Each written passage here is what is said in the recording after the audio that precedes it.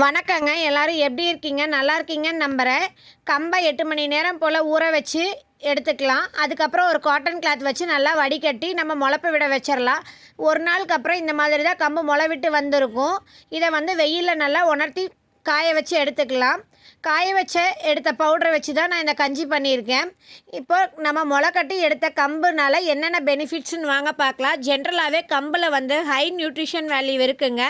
என்னென்ட்டு பார்த்தீங்கன்னா protein, fibre, vitamin B, iron, magnesium, potassium, phosphorus இந்த மாதிரி நிறைய சத்துக்கள் இருக்குங்க. முளை கட்டுறதுனால இது சத்துக்கள் எல்லாம் நமக்கு டபுளிங்காக உடம்புக்கு கிடைக்குதுங்க. இதனால் நம்ம எலும்பு தசையெல்லாம் நல்லா வலிமையாக இருக்கும் டெய்லி இதெல்லாம் சாப்பிட்டுட்டு வர்றதுனால.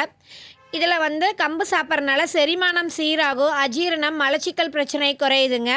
இது வந்து குடலில் குட் பாக்டீரியா வளர்கிறதுக்கு வந்து ரொம்பவே ஹெல்ப் பண்ணுதுங்க. சுகர் இருக்கிறவங்க கம்பு சாப்பிட்றதுனால ரத்தத்தில் சர்க்கரையோட அளவு வந்து மெதுவாக தான் இன்க்ரீஸ் ஆகும், டக்குன்னு இன்க்ரீஸ் ஆகாது. அதே போல் சுகர் வந்து கண்ட்ரோலில் இருக்கும். இது வந்து ரொம்ப லோ கலோரி அப்படிங்கிறதுனால இதில் அதிக ஃபைபர் இருக்கிறதுனால நமக்கு அதிகமாக பசி எடுக்காது.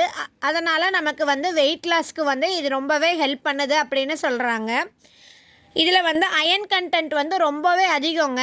அதனால் நமக்கு ஹீமோக்ளோபின் கவுண்டிங் இன்க்ரீஸ் பண்ணணும்னு நினைக்கிறவங்க இந்த மாதிரி கம்பு கஞ்சி, கம்பஞ்சோறு, கம்பு சாலட் அந்த மாதிரி ஏதாவது ஒரு வகையில் எடுத்துக்கலாங்க. கம்பில் இயற்கையாகவே உடல் சூட்டை தணிக்கிற குளிர்ச்சி தன்மை இருக்குதுங்க. அதனால் உடல் சூடு இருக்கிறவங்க கம்பு சாப்பிட்டுட்டு வரலாம். அதே போல் இதில் 0 கொலஸ்ட்ரால் அப்படிங்கிறதுனால நம்ம ஹார்ட்டுக்குமே ரொம்ப நல்லதுன்னு சொல்கிறாங்க. ட்ரை பண்ணி பாருங்கள்.